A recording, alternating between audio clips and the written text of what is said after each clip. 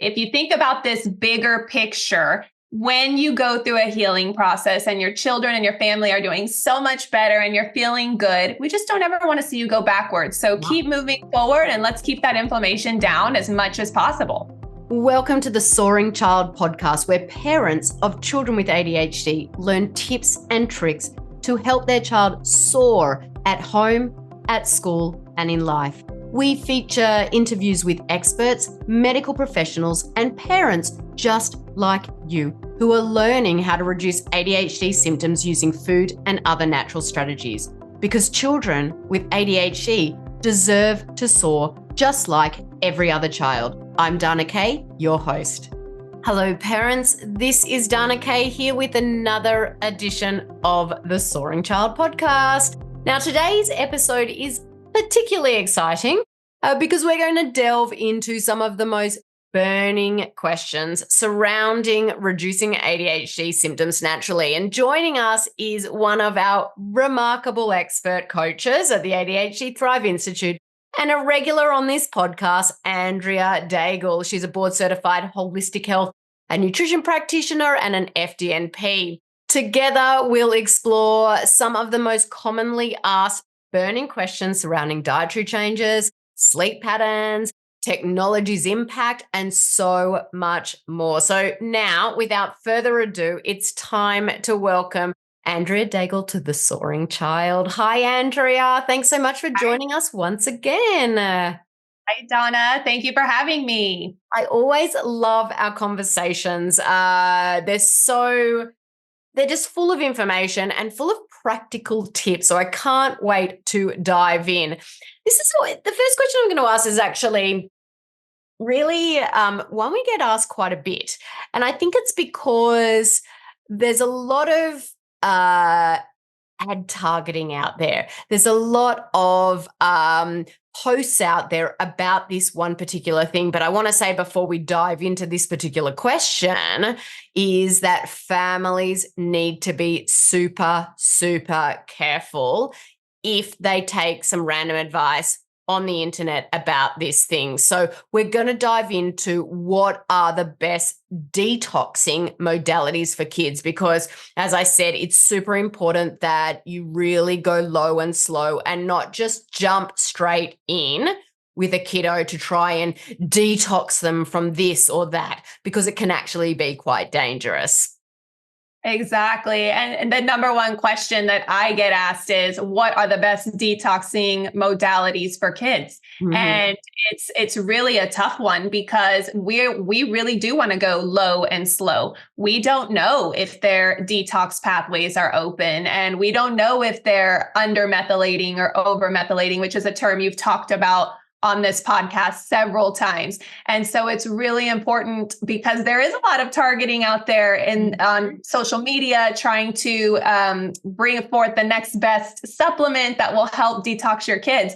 And it's important to also work with a practitioner as well while you're doing this. And so, some of the best ways that I find in starting to detox is a detox bath. Number one, that is something super easy and gentle that you can do 2 or 3 times a week. And it's fairly easy. We use magnesium flakes. They allow for better absorption than Epsom salt. We add magnesium flakes, baking soda. Sometimes you can add in a little apple cider vinegar to the bath. And that is really a gentle way to detox for kids. Yeah, it is. And my boys love it. It's actually so relaxing. When you use magnesium flakes, it actually gets absorbed into the skin. So you're actually getting magnesium as well as the detoxing benefits of it. Absolutely. And I find too, if kids don't like taking a bath or sitting in there, bring in a story, like you're bringing your Amazon and let them listen to an audible story or something like that, or listen to music. My oldest absolutely hates taking a bath, but he loves listening to stories. So he'll sit in there happily for 15 or 20 minutes a couple times a week just because he's enjoying the story time. So I think it's a great way to bring in that light detox. Yeah, definitely. Another tip I have a lot of parents asking me is, well, I don't have a bath. What do I do? If worse comes to worse and you don't have a bath, you can get one of those foot baths. That's better than nothing. Look, it's not the ideal, but you can get a container, put in some warm, warmish water and all of the things that Andrea mentioned, and get them to put their feet in it. While it's better to do a whole bath, if you don't have one, this is a great alternative. Did you mention, Andrea, like how much magnesium flakes or how much baking soda? No, so you want to start low and slow, build your way up. So I always recommend, it just depends on the size of your child, how much they weigh. And so I usually find starting with 1 cup of baking soda, 1 cup of magnesium flakes is beneficial for most kids. And you can work your way up depending on how much they weigh. Well, that's a great starting point for detox strategies. So what else? Yeah, jumping on a trampoline, rebounding. And I know there are a lot of people who are afraid of trampolines because of broken bones and things like that, but you actually don't need to have a giant trampoline in your backyard. You can get a mini rebounder, have it in your garage or have it inside your house, and just let the kids bounce on that trampoline for a few minutes every day. It just gets the lymphatic system going. It really supports those detox strategies. And also, you can do it in the morning before school. You can do it for a few minutes when they get home. It's something super easy and they enjoy doing that. They definitely do. We have a big trampoline in the backyard, and most of them these days, I think the misconception about broken bones probably stemmed from so many years ago when we were growing up, when they didn't have these like safety nets around there. There weren't the pads on the actual like springs of the trampoline. Like I remember having a trampoline when I was a child. None of that stuff. Meanwhile, I didn't break a bone, but now the trampolines that they have in the backyard are so much more safe than what they were previously. So it's actually probably this misconception of trampolines from back in the day when we grow up. So we have a big one. My kids love bouncing on it. My 14-year-old now is sort of a bit too cool for school to jump on the trampoline. But if his friends come over and hang out, they all jump and go crazy on the trampoline. But you're so right. You can do it with just a small rebounder. Yes, and it's very effective. And I do find sometimes, while my kids, they just listen to music, bounce on it for 5 to 10 minutes, and it just is enough for them. I've had some families tell me that they just will let their kids watch a show when they get home from school or early in the morning, just put the TV on and let them rebound for a little while. And not only does it support detox, you're burning off that energy as well. So it's very effective. It is very effective. And I'm going to say also, not only is it effective for all of those things, exercise is one of the best modalities to help reduce ADHD symptoms naturally. And so this is like killing 3 birds with one stone. Not only is it like opening up that lymphatic system, it's helping that detox pathways, you're also getting the exercise in. It's also like firing off neurons in the brain to get like that energy and that oxygen up to the brain where our kiddos need it. Definitely. And that brings me to the next detox modality, sweating and really allowing the toxins to come out of the body. Let your kids get outside, run outside and play, absorb that sunshine and really let them sweat it out. That is another easy way to detox. And I know depending on where you live, it might be hard to get that sweating to happen. Yes, I was just about to say here in sunny Seattle, a little bit hard to get those kiddos sweating. Andrea, you are in an area where your kids probably sweat a lot. Am I right? They do, and they play outside every day. And even when it's cold outside, they sweat because it's not as cold as it is in Seattle. But it is really beneficial if even if you can't sweat, just getting outside, maybe even take a jog around the block. I've had families tell me that they'll have their kiddos run around the block in the morning too, just to get some exercise, get those neurons firing off. I think it's just a great way to just let some energy out and just start supporting that detox. Yeah, there are plenty of ways to sweat, and I don't know what other tips you have on the detox side of things, and I don't know if something starting with S is one of your strategies, is it? It is, yes. Using a sauna. A sauna is great for sweating and getting rid of those toxins. Now, you do have to be careful with children, especially when you're utilizing a sauna. Again, always going low and slow. Keep that temperature low. Ideally, the recommendation is 1 minute per age. And so if they're 5 years old, 5 minutes in the sauna, but that temperature really nice and low. But it's up to you if you want to bring that in or not. I find it with our older kids, teenagers, they really love the sauna. It's a form of relaxation and just a great way to really get those toxins out. Yeah, definitely. And I love infrared saunas, and you can, you probably think to yourself, well, I don't have a sauna at home. What am I going to do? There's a couple of ways you can go about that. If you Google infrared saunas near me, you'd be surprised. A lot of like health and wellness places or even massage places actually have infrared saunas that you can, buy a pass to and go on a frequent basis. We have one just down the road. I would love to get one at home, but the hubby's like, we don't have the space for it. So I actually just take my kiddos down to the one down the road, and we do that on a frequent basis.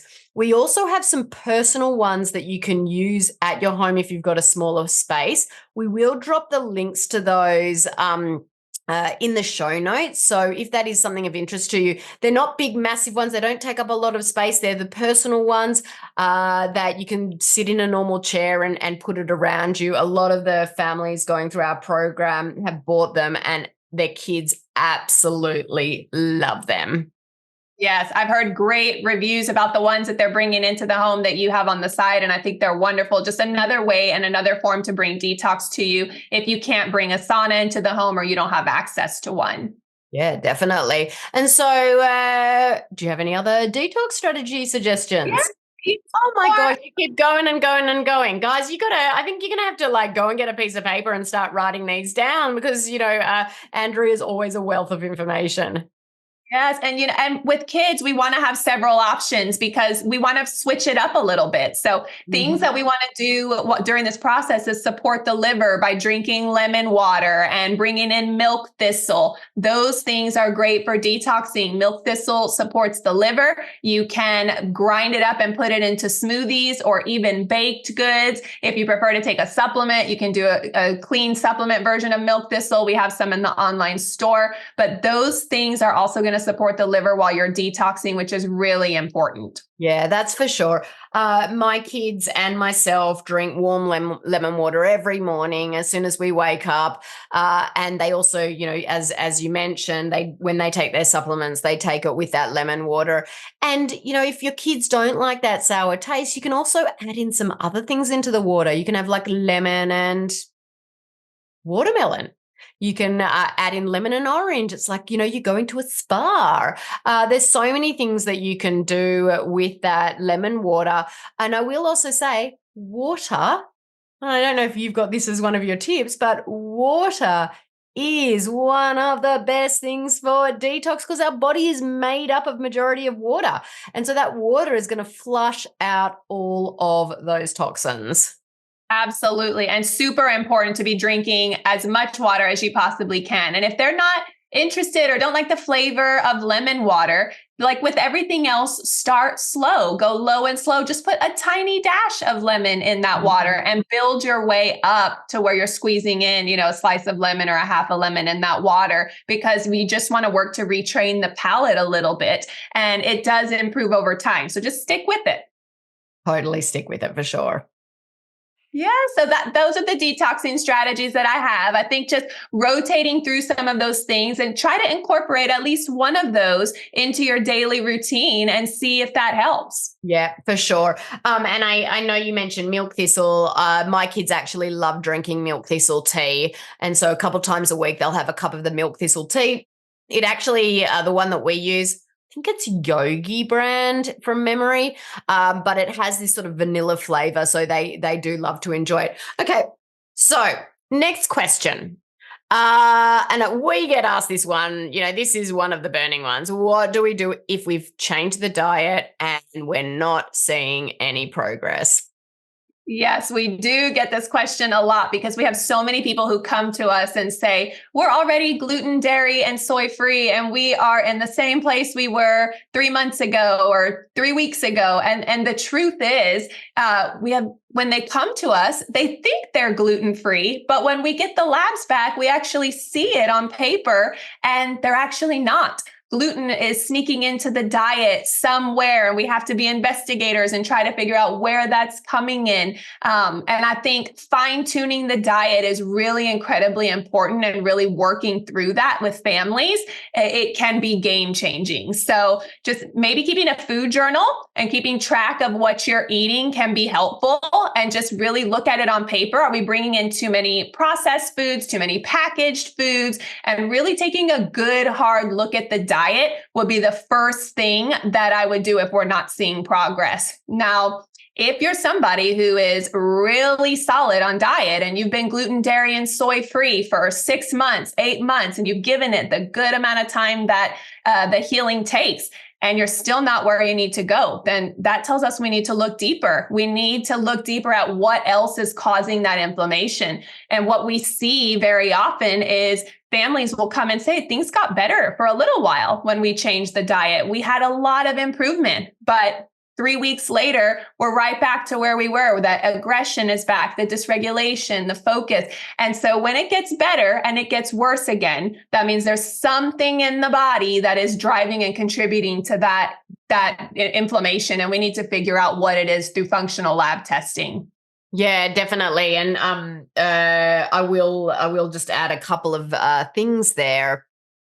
As Andrea said, we've had many families come to us and say we've been gluten, dairy, soy free for a long time. I've had families that have come and said we've been gluten, dairy, soy free for 3 years. And as Andrea mentioned, we get back something called a wheat zoomer that, we've run this test for over 1,000 families now.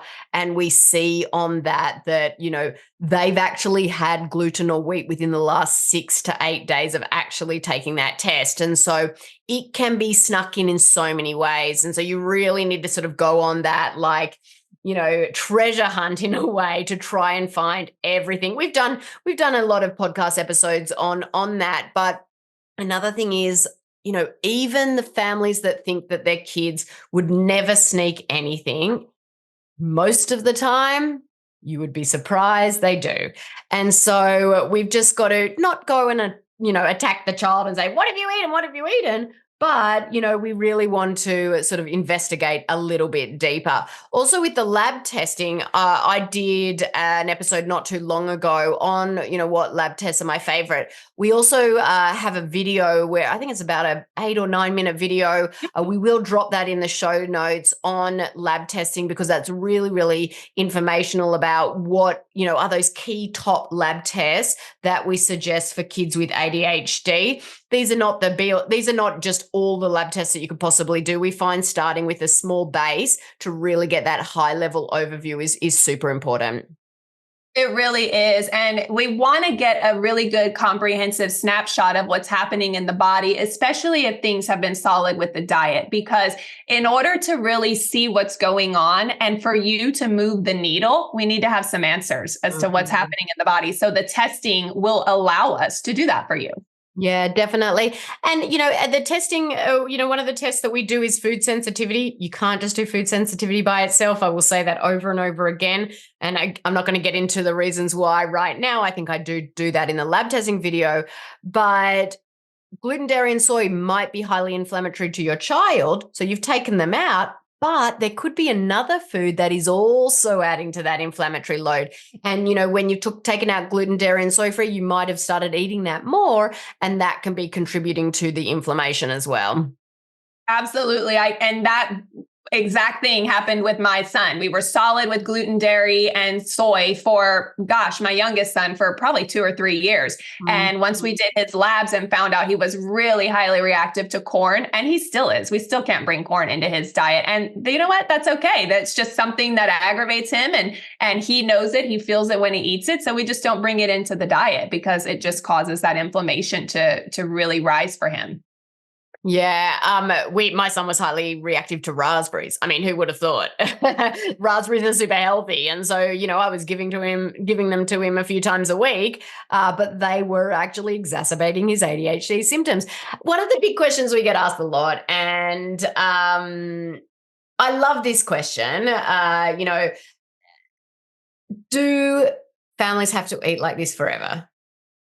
It's a really good question. And I think one that brings a lot of kind of angst to families, especially when we're talking with them and having so many calls. It's something that they worry about because they have this notion of the same thing I did. The same fear that I had was, how are we going to eat out in public? How are we going to eat at family functions? What are parties going to be like? And the truth is, it's so much easier to eat this way today than it ever has been. So once you adapt to your new norm, it just gets so much easier. So I will say, I am of the opinion that no one should be eating gluten. I know you are as well, Donna.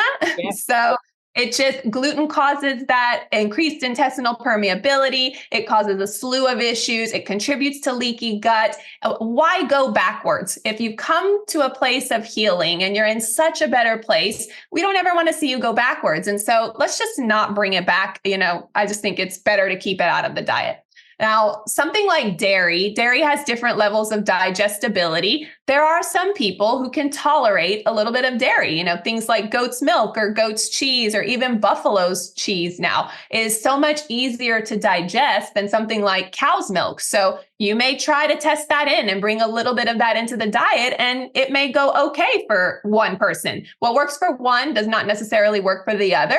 So it's important that after you're in a place of healing and things are much better and much more improved, usually about a year out from healing, you could try to test that in and see how things go. Yeah, that's a really good point. I'll just use the example of my family. About 18 months into our journey, many years ago, we tested back dairy. We did it in the form of goat's milk and goat's cheese, and my son did fine in it. With it. We didn't add dairy back into our house because it was just easy. It was our normal. We didn't even think about it. Dairy has these other things to it that can it's not just about causing inflammation. I think I've talked about dairy a lot on the podcast. One of those is binding to opiate receptors in the brain, which is an enzyme called casomorphin. And so there are other reasons why dairy may not be healthy. So we just chose not to have it in the house. My son will, maybe once a month have something with cow's milk in it and does completely fine. But we know that our underlying genetics predispose us to lactose intolerance. So that's why another reason we don't actually bring it in full time. But if he has it every now and again, that's totally okay. Absolutely. And so I think when you test that in and you see that things are okay, exactly what you did, bring it in every now and again, no sense in really bringing it into the house if you've adapted to your new norm. And we just don't want to trigger that increased inflammation if we don't have to. 100%. What about soy? Yeah, soy. So, we teach in the program all of the reasons. I know you've talked about this, why it's best to keep soy out of the diet. It does mimic that estrogen production. So definitely want to keep it out, especially for girls and women. But what I will say is soy is one of the lesser of the evils. If it comes into the diet, like for us, maybe once every 2 or 3 months or so, it might come in here or there if we're eating out. We don't have it in the home. We don't eat it in the home, but it doesn't actually trigger a response or reaction from my family. And so every now and again, we might bring it in and it be okay. But while you're going through the healing, we definitely do want to keep that out of the diet. Yeah, 100%. And I will say, soy is one of the most farmed commodities in the USA. 95% of the crops are genetically modified. And what that means is, which can cause, leaky gut. It can cause inflammation in the body. And so when people sort of give themselves the license to add back soy, most of the time they think to themselves, well, we don't eat tofu. We don't eat a lot of soy. But because it's got a high yield, it's really cheap. They put it into packaged goods so much. And so some families, when they give themselves the license to add it back, they start eating lots and lots of packaged foods because a lot of packaged goods have that soy in it. And that soy is genetically modified.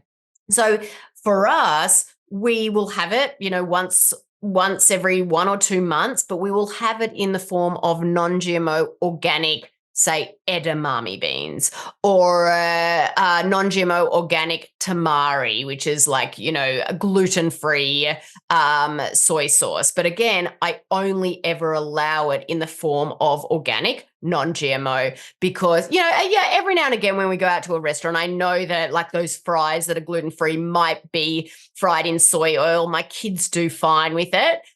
But if I give myself the license to bring it back in that, on a regular basis, it's mainly the really bad soy that we're bringing back in. So just like Andrea, we don't keep it in the house, but every now and again we have it when we're out. Yes. And I think this just brings us to the point of where if you think about this bigger picture, when you go through a healing process and your children and your family are doing so much better and you're feeling good, we just don't ever want to see you go backwards. So keep moving forward and let's keep that inflammation down as much as possible. Yeah, 100%. And look, I know a big question also is like, well, if someone does a food sensitivity panel with those other tests that we talk about, what about the foods that are on that sensitivity panel?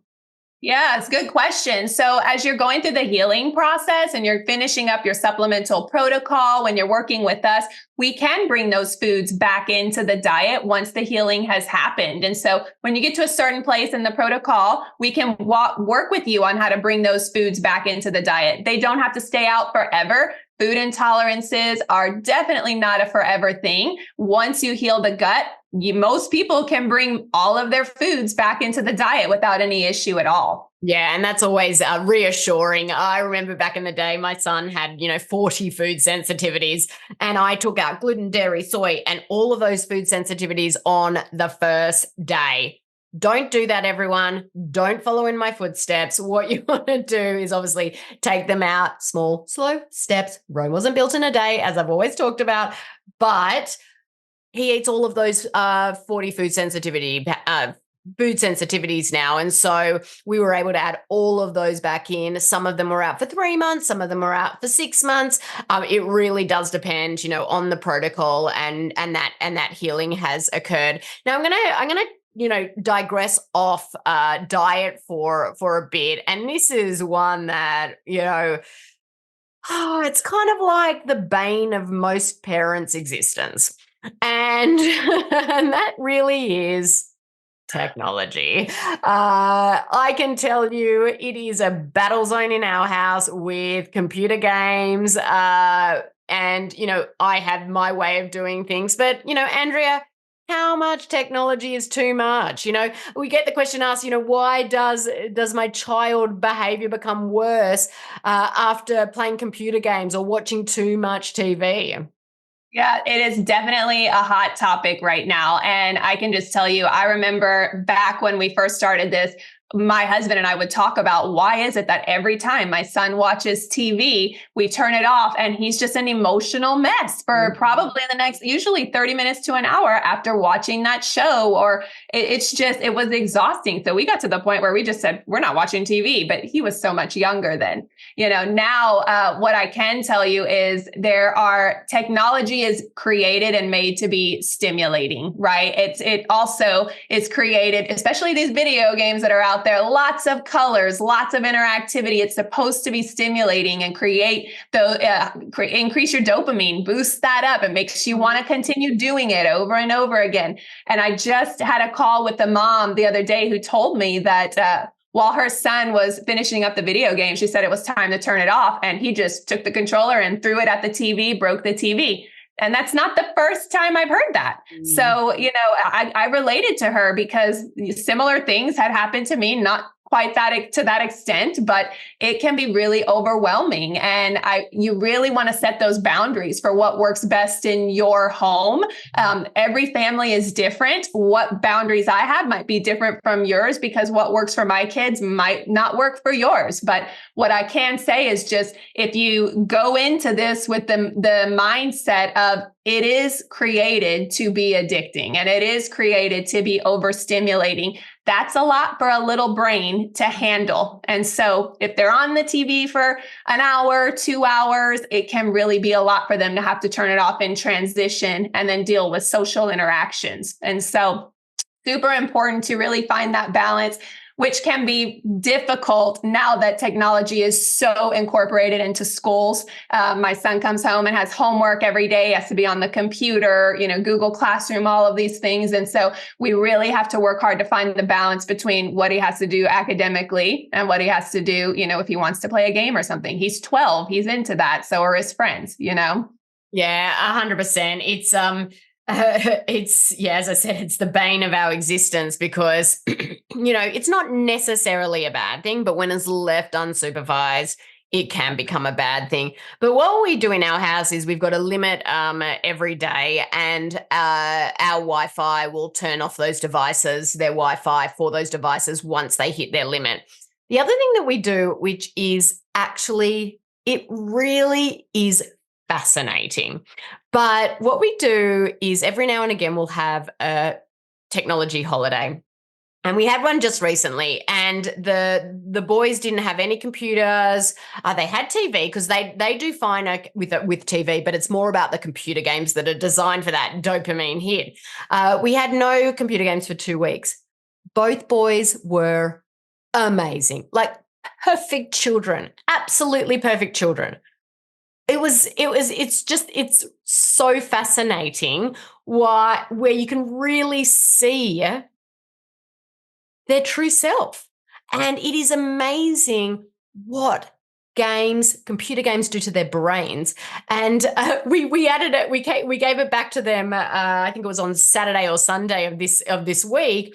And both kids were unbelievable. Like, they started to become rude. And so I just took it away again. I was just like, no, this is not happening. And it really is fascinating. So, maybe implementing also like that technology holiday, because it really is actually interesting to watch. The first couple of days might be a little bit hard, but once you break that, it's okay. I want to talk a little bit on dopamine first.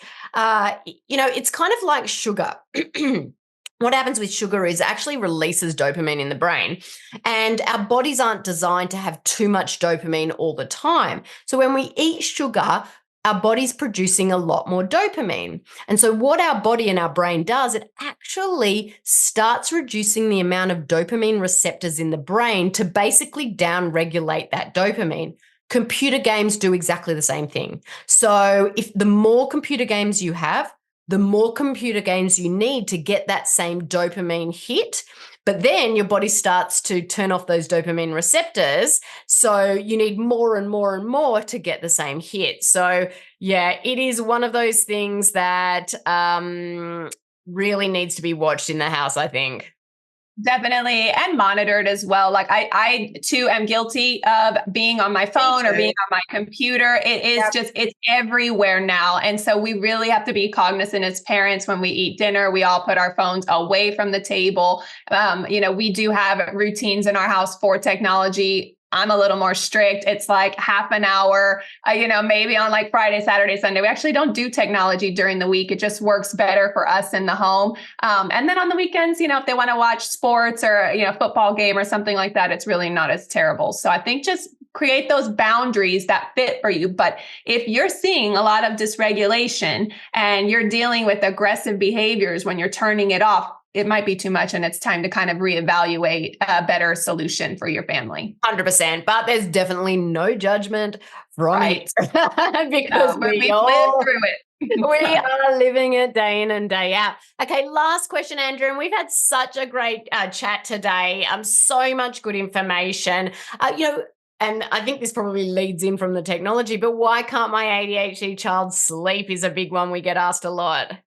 Yes. And sleep is so important. That's when the body's growing. That's when we're detoxing. That's when we're shifting and our brains are getting bigger. And so it's super important that sleep is well balanced. And there are a lot of reasons we can't sleep. And one of them is blue light, too much blue light before bed, or even sunlight. If we're outside in the sunlight, it's stimulating your circadian rhythm. And if you're outside an hour before you're supposed to go to bed, or if you're watching TV or on the computer or on the phone, it's stimulating your brain to think that it's time to stay awake. So my suggestion there is to just analyze your activity. What are you doing an hour before you go to bed? And make that a calming time, make that a relaxing time, and really check your bedtime routines and make sure those are solid. That's what I would do first and foremost if you're having sleep issues. Yeah. And also like low light, as you said, I mean, it's especially hard in summertime, isn't it? When it's, 10 p.m. and it's bright outside. But definitely like, turning the lights down low once it starts getting dark outside. Well, sorry, summertime, not a good example, but once it's meant to start getting dark outside is really start to turn the lights low, because we want to trigger the body to produce that melatonin, and that melatonin is needed for sleep. Exactly. And that brings me to my next point is anxiety and sleep anxiety. All of those things that directly correlate to gut health symptoms. So when we're thinking about the gut, 95% of your serotonin is made in your gut. And that serotonin is a precursor to your body's natural melatonin. So if we have gut health issues, we're likely not producing that melatonin that we need to help us fall asleep and stay asleep throughout the night. So if you're noticing that we're having a hard time falling asleep, we're having some mood dysregulation issues, we're having a hard time staying asleep, we may need to take a deeper look at the gut to see what's going on there that's contributing to those sleep issues. Very, very, very good point. And that's why we always start with the gut and really, checking it out to see what's going on. And I will also say, just to add to the gut, if you have parasites in the gut, they come alive at nighttime. And so that could be another reason. Look, there are so many things that could be contributing to poor sleep, but we have just run out of time today, Andrea. What an awesome episode. I'm excited for this episode to drop because it's just got so much information that families can actually put into practice, actually like really get started to help their child thrive. Andrea, once again, thank you for joining me today. And always, it's such a riveting conversation, sharing your knowledge and your experiences with listeners. Thank you for having me. Looking forward to next time. Definitely, me too. Now, guys and listeners out there, remember every step, no matter how small, is really that step forward in understanding and better managing ADHD and reducing those ADHD symptoms now naturally. Like, we know the journey can sometimes be challenging, but hopefully this podcast, hopefully, we have shown you that you're not alone.